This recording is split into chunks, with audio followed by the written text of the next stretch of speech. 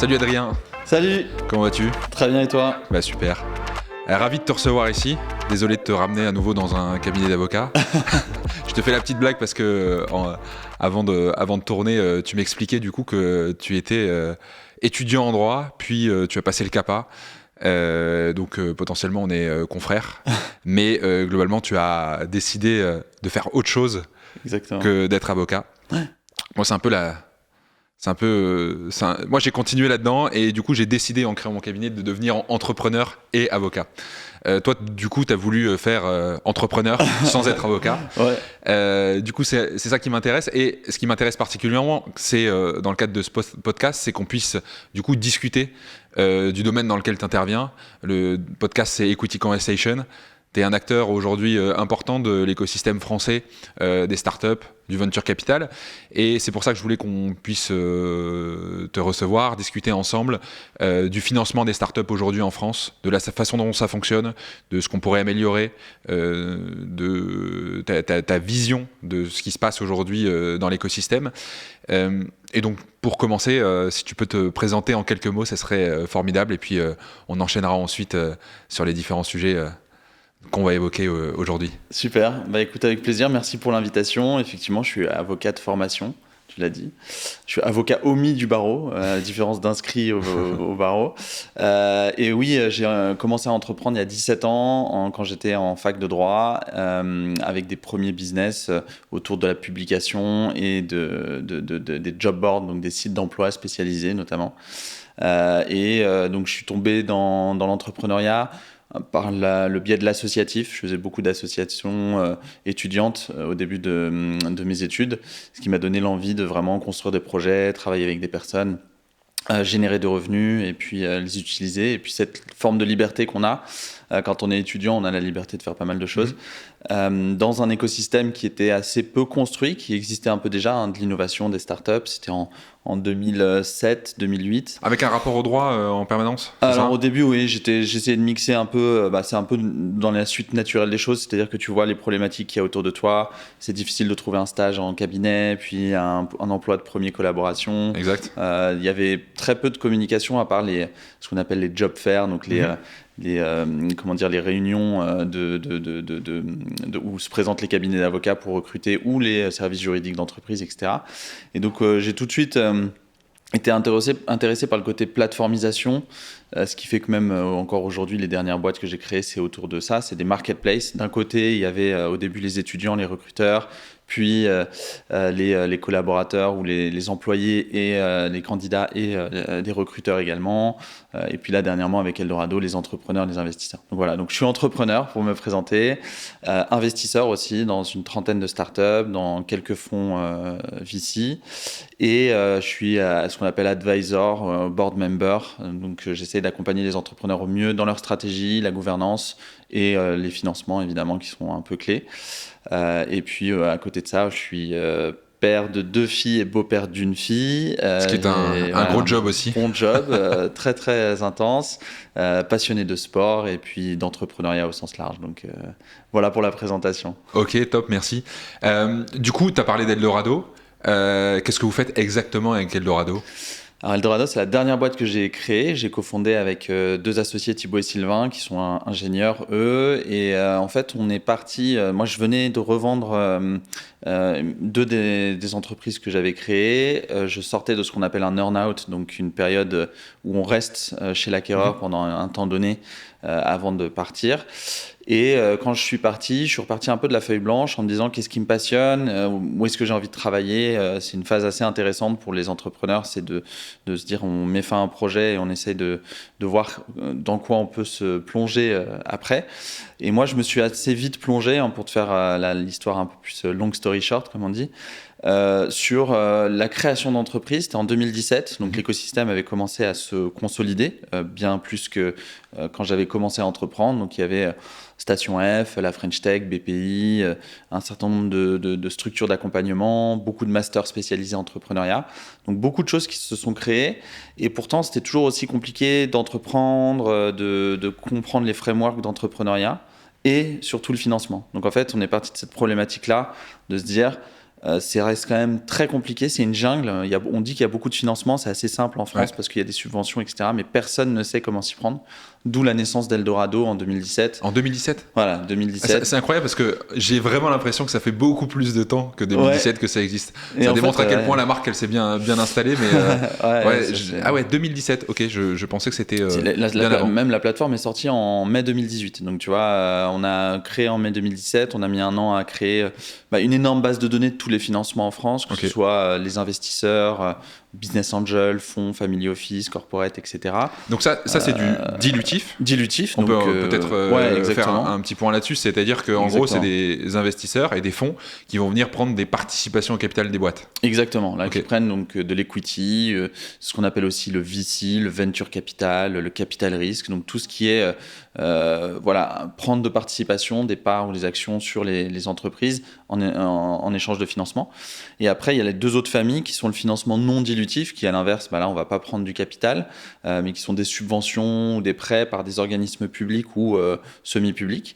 Et puis la 3e famille, c'est les banques, donc tout ce qui est le financement, ce qu'on appelle bas de bilan, donc les prêts, qui permettent de compléter ou de financer à part des entreprises en différentes phases. Donc, ce qui au début était pas très développé en 2017-2018, notamment je parle des banques, mais qui s'est beaucoup plus renforcé. Aujourd'hui, toutes les banques ont des pôles innovation, des pôles start-up, un certain nombre de conseillers qui sont spécialisés pour accompagner ce type d'entreprise. Donc voilà, en fait en 2017, je voyais que c'était un peu un fouillis, donc la première chose qu'on a fait, c'est réunir ça dans une base de données, une plateforme, avec des algorithmes simples qui mettaient en relation les entrepreneurs avec les bonnes sources de financement et puis les investisseurs avec les bons dossiers de financement pour trouver les bonnes startups à investir.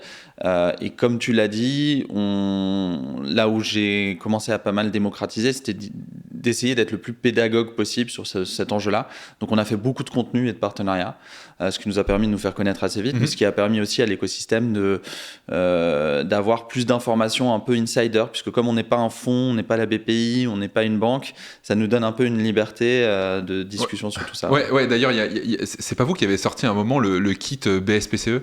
Si, parce que on a participé. Je sais que beaucoup me parlaient du kit BSPCE Eldorado, et c'est vrai que vous aviez fait beaucoup de pédagogie dans ce domaine-là, et c'est vrai qu'on se demandait à l'époque véritablement quelle place vous aviez au sein de cet écosystème pour faire tout cela. Et du coup, ce que tu disais, c'est intéressant parce qu'effectivement, il y a plein de sources de financement en France. Tu l'as dit, du dilutif, du non-dilutif, mais typiquement sur le non-dilutif, tu as la BPI qui communique encore beaucoup aujourd'hui, mais c'est vrai que pour un entrepreneur aujourd'hui, adresser la BPI, c'est pas si simple, et tu as besoin quand même d'une personne qui t'amène vers la BPI pour bien t'expliquer la panoplie d'aides que tu peux bénéficier, et c'est ce que vous faites aussi du coup. Oui, alors exactement, en fait nous à partir de 2021 au Covid, il y a eu les déploiements de PGE qui ont été assez massifs et très importants à cette période-là pour sauver des entreprises, et il y avait beaucoup d'incertitudes. Et donc nous, on a été labellisé expert BPI France chez Eldorado pour ces sujets-là, et notamment les sujets aussi d'accompagnement, donc ce qu'on appelle des diagnostics croissance ou diagnostics financement innovation, pour aider les entrepreneurs, les accompagner. Alors on ne s'est pas positionné comme conseil en financement à ce moment-là, mais on l'était en fait. Et après on a développé cette branche de conseil justement beaucoup plus forte, qui est le pendant conseil et accompagnement de la plateforme, qui est très généraliste, très grand public. Et nous on va sélectionner et aider les meilleurs dossiers ou ceux qui sont le plus pertinents par rapport aux sources de financement qu'on a identifiées à obtenir ces financements, en plus de la plateforme. Et ça, on est une agence conseil basée sur une plateforme spécialisée dans le financement de l'innovation. Et pour la petite news, moi j'ai quitté la direction opérationnelle de cette boîte il y a 6 mois maintenant, où je suis encore président et du board et actionnaire. Donc Charles-Antoine qui est maintenant le CEO de la boîte.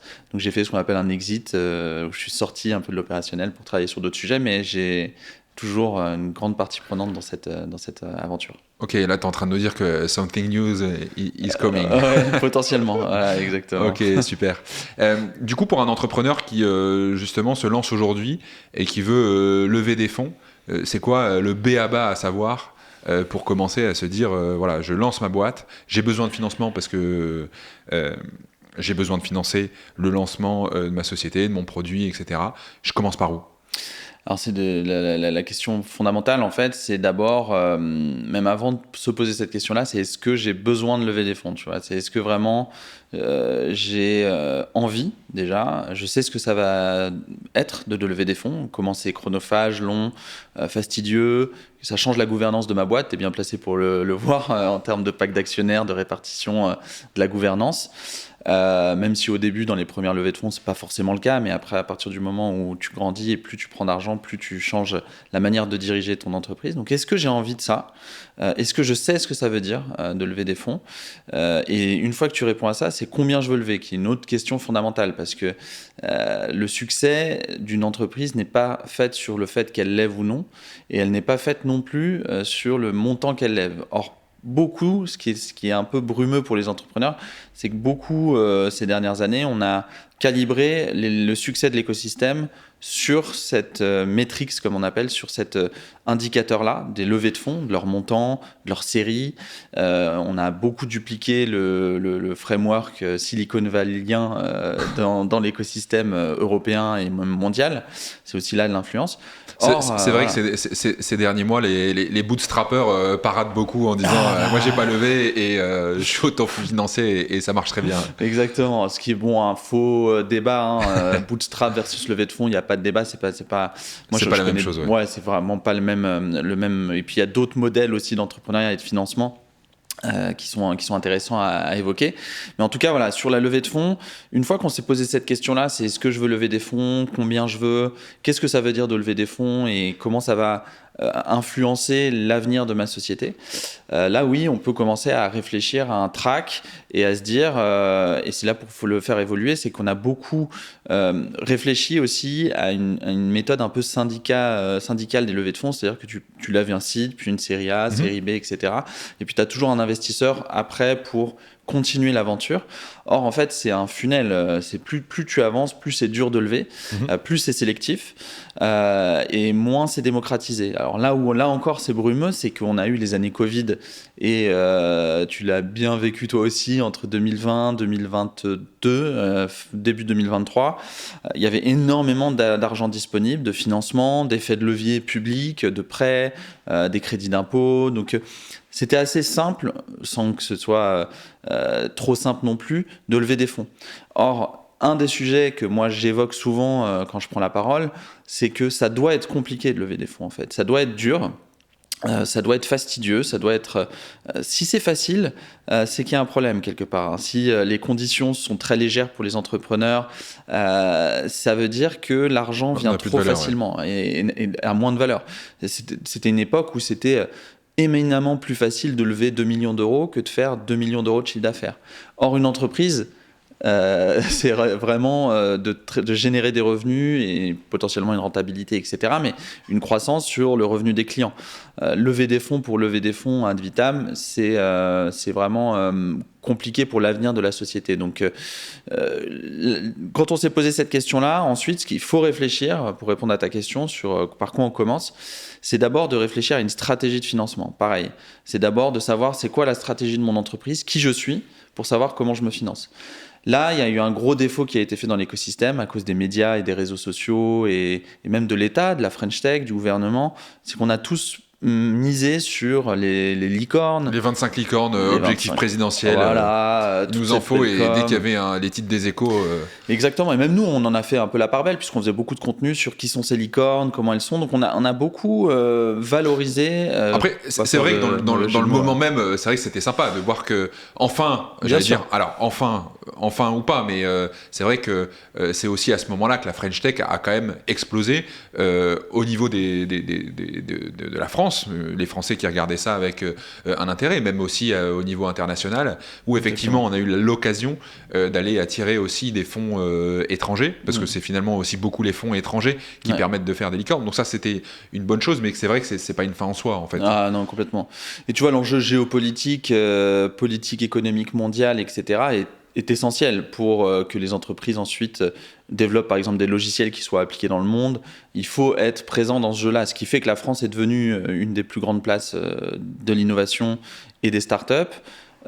C'est aussi cette période-là. Donc c'est clair, il ne faut pas du tout se dire je vous l'avais dit, c'est nul, etc. Maintenant, ce qui est intéressant, c'est plutôt de se dire on a grandi, qu'est-ce qu'on veut maintenant répliquer comme framework d'entrepreneuriat intéressant, voire créer notre propre framework. Tu vois, par exemple, France Digital, auquel je participe pas mal, on essaie de voir au niveau européen comment on peut créer des entreprises responsables, avec des enjeux climatiques, des performances extra-financières en plus du financier, parce qu'on mise sur le fait que dans ces prochaines années, les consommateurs, les entreprises vont favoriser le choix de prestataires ou de partenaires dans ces entreprises-là. Donc voilà. Donc, pour revenir sur le côté licorne, on est arrivé vers cet écosystème-là où on valorisait les entreprises, et ce qui fait que les entrepreneurs, ils voyaient sur LinkedIn tous les jours des récaps de levée de fonds. On disait c'est un super succès, etc. Et ça a un peu biaisé le message, parce que lever des fonds, c'est pas un succès, c'est le début des problèmes, j'allais dire même. C'est le début des problèmes à régler. C'est le début. T'as vendu ton ambition et maintenant tu dois la réaliser. Exactement. Et elle est sur Excel, ton ambition après. Donc avec des multiples, et tu deviens aussi, ce que je dis souvent, tu deviens un produit financier quand tu lèves des fonds. Bien sûr. Alors peut-être pas quand c'est des business angels ou friends and family, comme tu disais, les premières phases des levées de fonds. Alors attends, friends and family, donc en gros, ça c'est la période où tu vas voir ton père, ton oncle, tes meilleurs amis en disant écoute, j'ai un super projet, j'ai besoin de 5 000, 10 000, je fais une petite levée de fonds de 150 000, 300 000 en equity ou en BSAR, etc.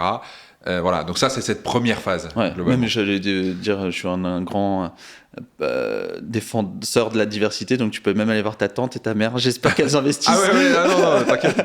mais c'est très compliqué, on pourra en parler aussi, mais la diversité dans les investisseurs, il y en a très très peu, et c'est un écosystème qui est quand même assez masculin sur pas mal d'aspects, mais bon, après ça c'est un autre sujet, mais en soi oui, tu vas voir tes proches, ton premier petite cercle. parenthèse, toi tu étais très impliqué aussi dans Sista, c'est ça? Exactement, je suis toujours très très passionné, et je donne beaucoup de mon temps. Alors en quelques mots, Sista, qu'est-ce que c'est? Sista, en fait, ça s'est créé un peu dans cette phase-là de l'écosystème aussi, au même moment d'Eldorado, 2017-2018, qui a été créé par des femmes entrepreneurs qui ont connu des succès en France, comme Tatiana Jama, Céline Lazorte, Valentine Delasteri, et qui ont constaté le gap énorme de financement. À l'époque, c'était que 4% des fonds levés qui allaient vers des équipes où il y avait une femme entrepreneur dans les startups. Donc, ça veut dire que 96% des financements allaient à des équipes masculines.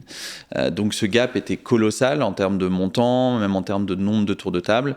Et donc, elles ont décidé de donner un coup de pied dans la fourmilière, comme on dit, ou d'évangéliser la visibilité sur ce problème-là en créant Sista, qui est une association, un organisme qui va démocratiser le combat et la possibilité de faire émerger des femmes leaders, entrepreneurs, et dans les entreprises, mais surtout au début entrepreneurs, pour qu'il y ait une balance dans le financement qui soit de plus en plus équilibrée et plus rapidement, pour atteindre une équité ou du moins qu'il y ait moins d'inégalités dans l'accès au financement. D'ailleurs, on sent qu'il y a quand même un mouvement qui est assez significatif en ce moment, d'ailleurs grâce à ce genre d'assaut, pour mettre en valeur ce genre de parcours entrepreneurial de femmes qui réussissent très bien. Oui, exactement. Ça couvre un peu toutes les problématiques qu'il y a même dans la société. C'est dans l'éducation, même dès l'école, les femmes ne sont pas éduquées sont pas privilégiées, où il y a beaucoup de biais, de stéréotypes qui disent non, les carrières scientifiques, etc. Donc dans l'entrepreneuriat, c'est pareil, dans les écoles de commerce.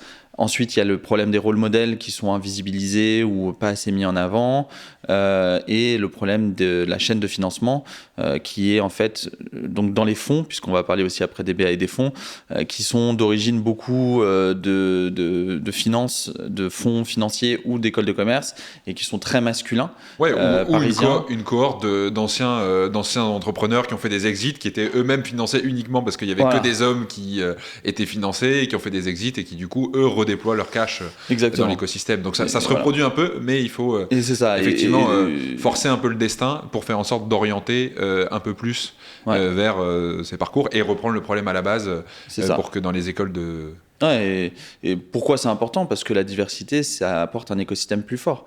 Si on pense tous la même chose, il y a souvent Caroline Ramad qui a créé 15 Tech, qui est un une entreprise qui vise à aussi diversifier les boards des entreprises avec plus de femmes.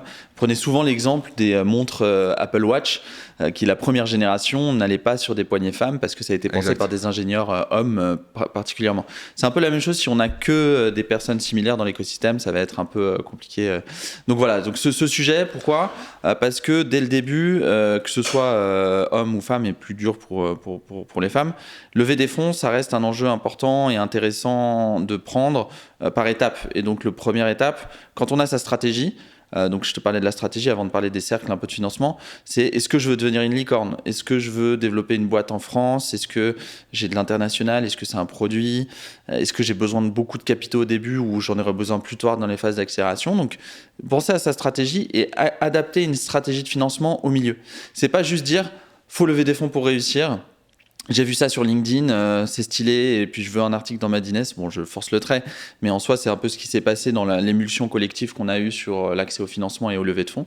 Et une fois qu'on a ça, on peut orienter sa stratégie de financement en disant si je veux donner de l'equity, il y a les tours de financement avec Friends and Family, donc les proches, comme tu disais, puis des business angels, peut-être plus professionnels, qui ont une approche un peu plus business, mais qui vont être sur la passion aussi d'accompagner ces entreprises-là au démarrage, donc dans les phases d'amorçage ou de seed, comme on peut le voir dans les termes qui sont utilisés. Et puis après, on va avoir des investisseurs plus professionnels et institutionnels, notamment des fonds VC ou des family office, voire des corporate ventures, qui sont des investisseurs qui n'ont pas forcément la même approche que ceux du démarrage, où ils n'ont pas forcément le projet passion ou coup de cœur ou amical. Là, ce sont des professionnels de l'investissement qui ont un business model à faire tourner, qui est celui d'investir dans des entreprises pour les revendre. Et donc, souvent, je dis à des entrepreneurs, si vous allez voir des VC, des fonds VC, il n'y a qu'un intérêt qui est poursuivi par les fonds VC, c'est de vous revendre. Ouais, c'est de vous revendre. C'est d'ailleurs la clause de liquidité qui est systématiquement mise dans les pactes d'actionnaires. D'ailleurs, c'est marrant parce que... et c'est intéressant que tu parles de tout ça parce que quand tu dis, effectivement, la première étape, c'est de savoir... pourquoi je le fais et surtout quelles sont les règles du jeu de ce milieu-là. Parce qu'effectivement, tu vas voir un VC, le VC, il sait très bien qu'il sortira jamais de dividendes de la startup dans laquelle il a investi. Et la seule façon de sortir du cash de cette boîte, c'est de la revendre. Et il y a toujours cette clause de liquidité à 6 à 7 ans et l'entrepreneur qui n'est pas prêt ou qui n'a pas été suffisamment éduqué sur ce milieu, il dit mais attends, ça veut dire quoi là ? Il est en train de m'expliquer dans 6 à 7 ans il va vendre ma boîte et qui va me forcer à le faire. Ouais, et ça c'est assez marrant d'expliquer un peu ces règles du jeu, enfin assez marrant ou pas d'ailleurs parce que des fois c'est assez enfin pas consternant mais il y a un gap quoi. Ouais, on dit mais attends, parce que les règles du jeu dans lesquelles tu es, c'est effectivement de faire rentrer un investisseur sur une certaine valo et de faire en sorte qu'à la fin, la valo que tu vas lui promettre, elle va faire un x2, et encore, ça ne sera pas une super perf, x5, x10, voire plus. Et c'est ça qu'ils ont envie de faire. Ouais, exactement. Ouais, c'est là le côté qui est très sélectif aussi, c'est que quand on va, c'est le fameux pitch, mais bon, plutôt qu'un pitch, Julien Petit, qui est un spécialiste aussi du sujet, parle de rencontres, c'est de rencontrer des investisseurs pour dire, bah tiens, on voit les mêmes problèmes, on a la même passion, on a les mêmes sujets à régler. Et du coup, de convaincre de s'associer, parce qu'on devient associé quand on lève des fonds au capital, et puis même dans les faits, bah, c'est de trouver un alignement d'intérêt sur un problème à résoudre et le faire ensemble, et potentiellement, grâce à cette croissance qu'on a créée ensemble, bah, revendre l'entreprise à terme. Donc, ouais, c'est un parcours. Au milieu de ce parcours-là, ce qu'ont pas forcément les entrepreneurs en tête ou qu'ils ont beaucoup d'informations un peu éparses, on a essayé avec Eldorado et on essaye encore d'apporter de la clarté, c'est qu'il y a des financements en effet de levier à aller chercher. On a la chance en France d'avoir beaucoup de financements publics, des subventions, des prêts, des crédits d'impôt, notamment le crédit d'impôt recherche, les statuts fiscaux comme jeune entreprise innovante, etc. Donc en fait, parsemer des financements non dilutifs et de la croissance, parce qu'il ne faut pas l'oublier, il y a le chiffre d'affaires, la croissance commerciale, etc. Et ben, on peut aller chercher des prêts bancaires, BPI, des financements régionaux, européens, qui, pris au bon moment et avec des montants adaptés aux besoins de l'entreprise, peuvent être déterminants pour son succès aussi. Donc c'est hyper important de penser les financements comme étant complets et à 360.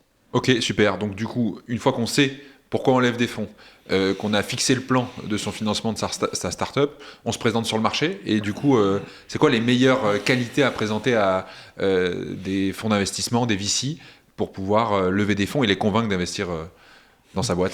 Alors, il n'y a pas nécessairement un modèle, mais il y a des choses à avoir en tête. Enfin, il y a plusieurs éléments à avoir en tête qui sont importants pour déterminer la décision des VC. La première chose, c'est l'équipe.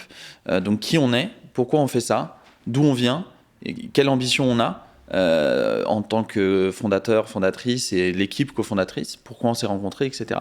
Ça, souvent, c'est un peu l'histoire. Pourquoi on a créé ça, pourquoi on a voulu résoudre ce problème, pourquoi on se considère comme innovant par rapport à ce qui existe actuellement et comment on veut apporter de la nouveauté. Donc, l'équipe, c'est le point central, en fait, de l'investissement, quelles que soient les phases de développement.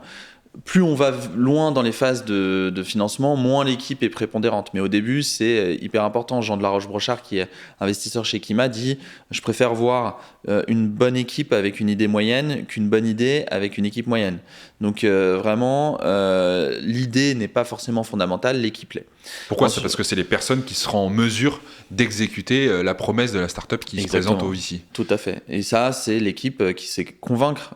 Donc convaincre des VC, convaincre des clients, convaincre des collaborateurs ou collaboratrices dans le recrutement, convaincre des partenaires donc, qui sont investis dans leur projet, qui sont dédiés à leur projet, qui vivent pas sous un mythe de ça va être facile et l'argent va rentrer facilement. C'est difficile d'entreprendre et donc voilà. Donc ouais, c'est surtout sur ces qualités de résilience surtout qu'on juge un bon entrepreneur parce que l'aventure est faite de tempêtes. D'ailleurs, c'est marrant à YC, parce qu'on bosse beaucoup avec Y Combinator de clients qu'on accompagne là-bas et dont on fait le flip aux États-Unis, etc. YC, ce qu'ils disent, c'est que ce qu'ils cherchent, c'est pas des licornes, c'est des cafards en fait. Et les cafards, c'est, les entrepreneurs qui résistent à toutes les intempéries, à toutes les catastrophes, etc. Et qui, quand il y a une difficulté, ils sont toujours debout et toujours là à être capables d'entreprendre même dans les pires difficultés. Ouais, la résilience, le fait de ne pas lâcher. D'ailleurs, pour les US, un des plus grands investisseurs mondiaux, Marc Andreessen, dit souvent moi, les histoires que j'aime, c'est pas quand on me raconte les levées de fonds qu'on a fait, les exits, etc. C'est qu'est-ce qui a fait que j'ai pas abandonné quand j'étais entrepreneur. Qu'est-ce qui a fait qu'à ce moment-là, j'ai pas lâché l'affaire. Je suis allé. Alors, faut pas être non plus buté, etc. Parce qu'on peut se perdre un peu aussi dans ça. Mais c'est vraiment ne pas abandonner. C'est une qualité qu'on cherche aussi chez les entrepreneurs, la résilience. Pareil, l'anticipation. Et puis la connaissance de son marché. Donc on va analyser un petit peu tout ça. Ça, c'est le premier critère que les investisseurs regardent le plus. Ensuite, ça va être le modèle économique et le problème qu'on essaye à résoudre dans l'entreprise avec le bien ou le service qu'on essaye de développer. Le momentum, parce que ça, c'est quelque chose qui n'est pas assez mis en avant. Mais ça sert à rien d'avoir raison 10 ans trop tôt. Ou 10 ans trop tard. Il y en a tellement, il y en a tellement qui ont eu raison beaucoup trop tôt et qui sont morts avant que le marché explose pour eux. Ouais. Ah, exactement. Dans l'intelligence artificielle, on le voit. Hein, l'intelligence artificielle, elle se démocratise depuis mi-2023, enfin début 2023 avec ChatGPT notamment, mais avec plein d'écosystèmes. Il y a plein d'entrepreneurs dans l'intelligence artificielle qui sont là depuis 10, 15, 20 ans.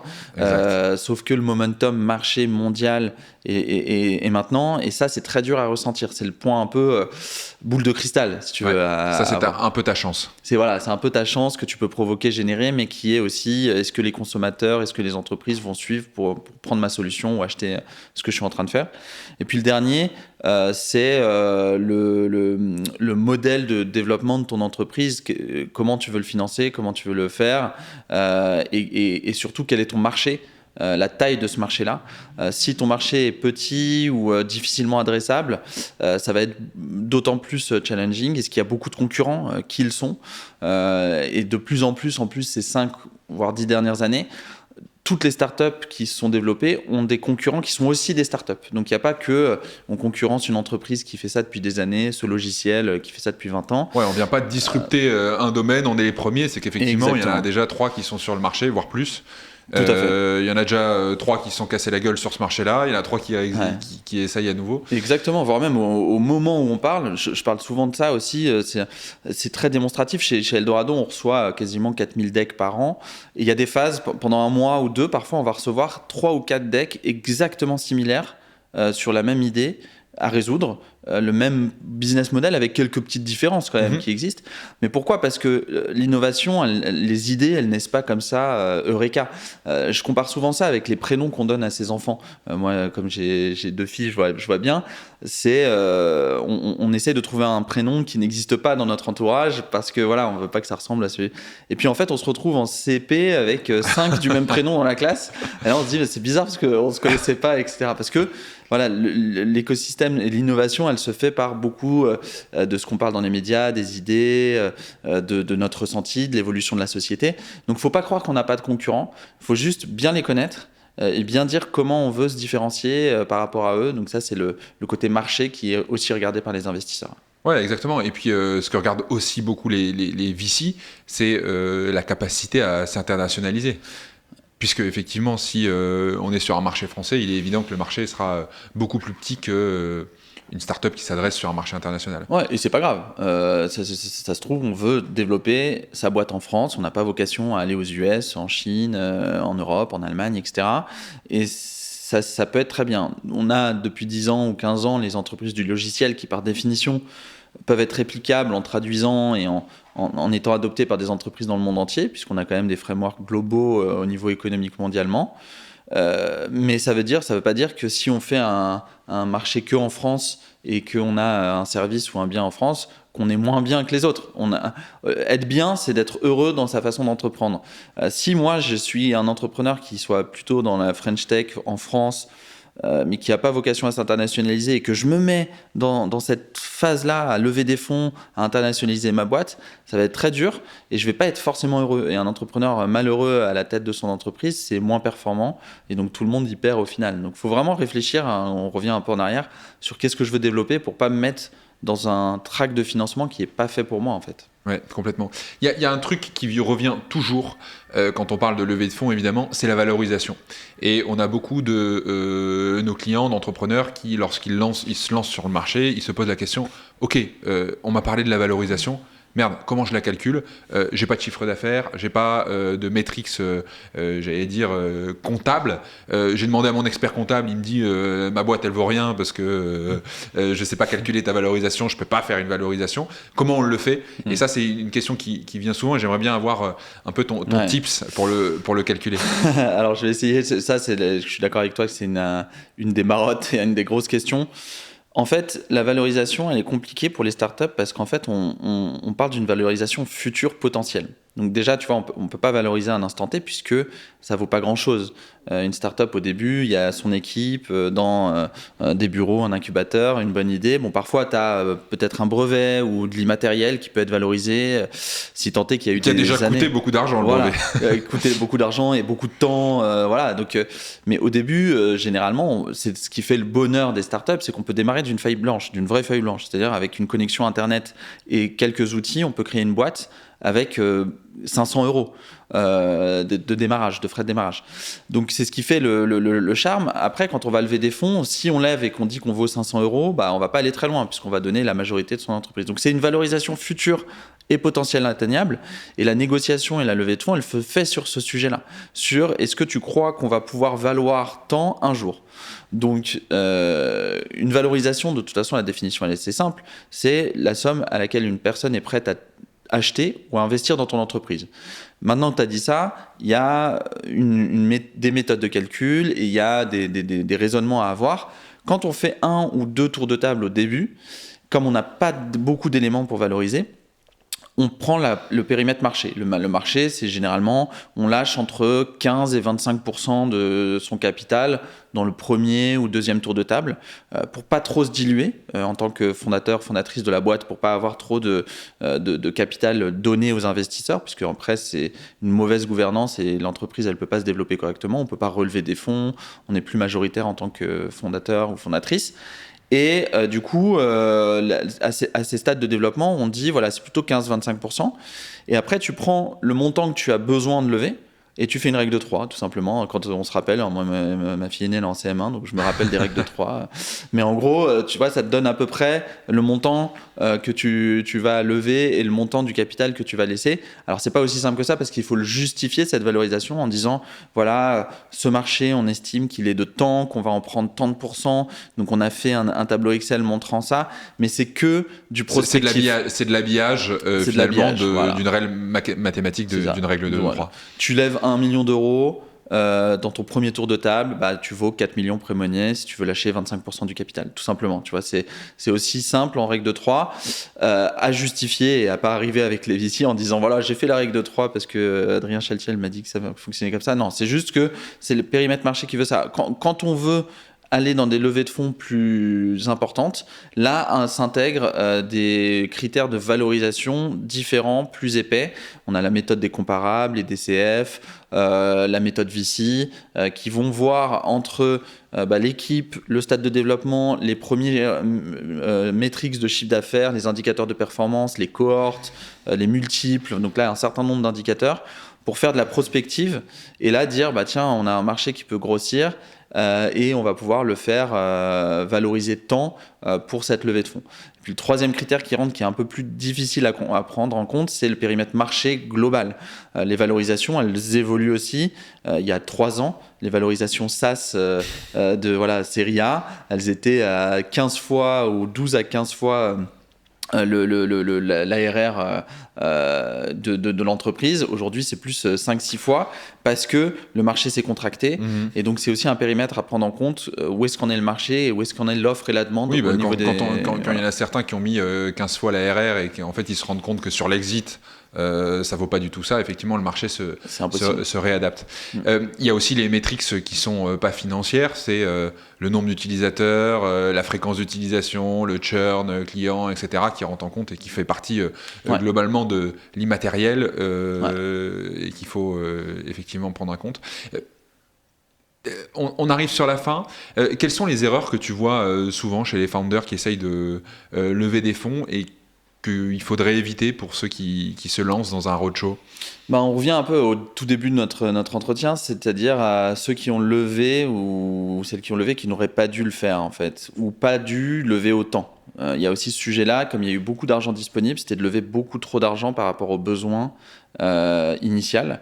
Et lever trop d'argent, c'est atteindre des valorisations qui sont élevées. Et donc, tu l'as dit aussi, c'est-à-dire que tu vends ton âme au BP et aux prochaines années où il va falloir vraiment être performant pour prouver que le modèle fonctionne et en hyper croissance. Donc plus tu lèves, plus la valeur est haute, plus elle est difficilement atteignable. Donc c'est important. Ça, c'est un élément super important parce que tu as raison sur la valorisation. Il y a quand même une certaine forme d'obsession chez un certain nombre de founders qui se disent bon voilà, moi je vais chercher la plus grosse valo parce que globalement je vais pouvoir communiquer. Alors on communique pas vraiment sur sa valo, mais plutôt dire voilà, moi j'ai levé 10 millions en seed. Il y a une petite course à ça. C'était celui qui faisait le plus gros seed, mais effectivement derrière il y a la plus grosse valo. Mais ce qu'on oublie de dire et ce qu'on voit aujourd'hui sur le marché, c'est qu'on a vendu des BP pour vendre ses valos et que si on réalise pas son BP, c'est très difficile ensuite d'aller voir d'autres VC parce qu'il y a d'autres personnes qui doivent continuer le financement comme tu l'as expliqué tout à l'heure et de leur dire ok, j'ai promis tel BP, bon je l'ai pas vraiment réussi, je l'ai même pas du tout réussi et maintenant j'ai encore besoin d'argent pour pouvoir continuer le développement de ma boîte et c'est là où ça devient compliqué et c'est ces boîtes là en fait qui souffrent aujourd'hui. Ouais, complètement, parce qu'elles ont pas de relais de financement et elles ont des coûts de structure importants et elles n'ont pas assez de chiffre d'affaires pour le développer, donc il va falloir couper dans les coûts, retrouver d'autres financements. Donc mal se financer, c'est se générer beaucoup de problèmes. Donc vraiment se poser les questions, est-ce que j'ai besoin, avec qui, comment. Donc c'est la première erreur que je vois, c'est ceux qui ont levé et qui n'auraient pas dû et qui aujourd'hui se retrouvent dans la situation. Deuxième conseil qu'on peut donner, c'est de bien ménager sa monture, ça on le dit pas assez. Les entrepreneurs, c'est très exigeant au niveau famille, proches, etc. Au niveau du temps qu'on va donner dedans dans l'entreprise. Peu de vacances, beaucoup de travail. Je connais pas beaucoup d'entrepreneurs qui travaillent 35 heures par semaine. Et donc cette passion qu'on a peut vite se transformer en fatigue émotionnelle, physique, mentale, etc. On parle beaucoup de la la santé mentale aujourd'hui. Pourquoi ? Parce qu'on a tiré la corde aussi vers le succès LinkedIn, le masque social que se met aussi cet écosystème. Il faut toujours aller bien, parce qu'il faut toujours se montrer bien, que ce soit sur les réseaux ou dans les événements tech. Je ne connais pas d'entrepreneur qui arrive dans les événements tech en disant là c'est dur pour moi en ce moment, ça ne va pas. Évidemment, donc on est dans cette course un peu au storytelling, et ça c'est fatigant. Donc bien l'intégrer, ça veut dire être bien équilibré dans sa vie, un esprit sain dans un corps sain, c'est plus que jamais important quand on est à un poste à responsabilité, puisqu'on a après, on est redevable auprès de ses collaborateurs, clients, investisseurs, etc. Donc ça, c'est un deuxième conseil. Et puis peut-être le dernier que je pourrais donner sur les sujets si on part en levée de fonds, etc.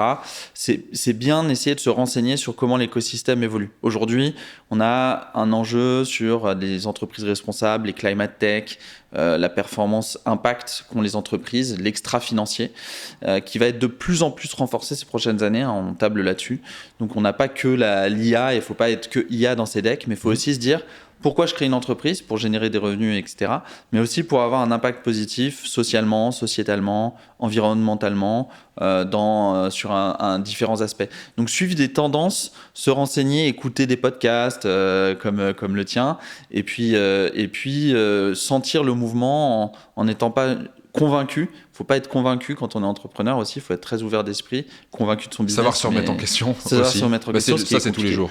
Voilà, mais c'est compliqué quand on a un ego et quand on a une croyance très forte dans un projet. Mais l'autre conseil que je donnerais, c'est ça, c'est vraiment avoir le côté macro qui est important à avoir en tête, quoi. Super, je te remercie. On arrive à la fin de ce podcast. Merci pour tous ces insights que tu as pu nous donner. Globalement, s'il y a des personnes qui veulent te contacter, tu es disponible sur les réseaux sociaux, tu réponds, on peut te joindre où Alors, principalement, c'est LinkedIn. Okay. Moi, je réponds à tous les messages sur LinkedIn et je suis très actif sur LinkedIn, donc n'hésitez pas, je réponds à toutes les demandes ou conseils ou recos par LinkedIn et puis après par mail, etc. s'il y a besoin. Excellent, merci beaucoup. Merci à toi et merci pour l'invitation. Salut. Salut.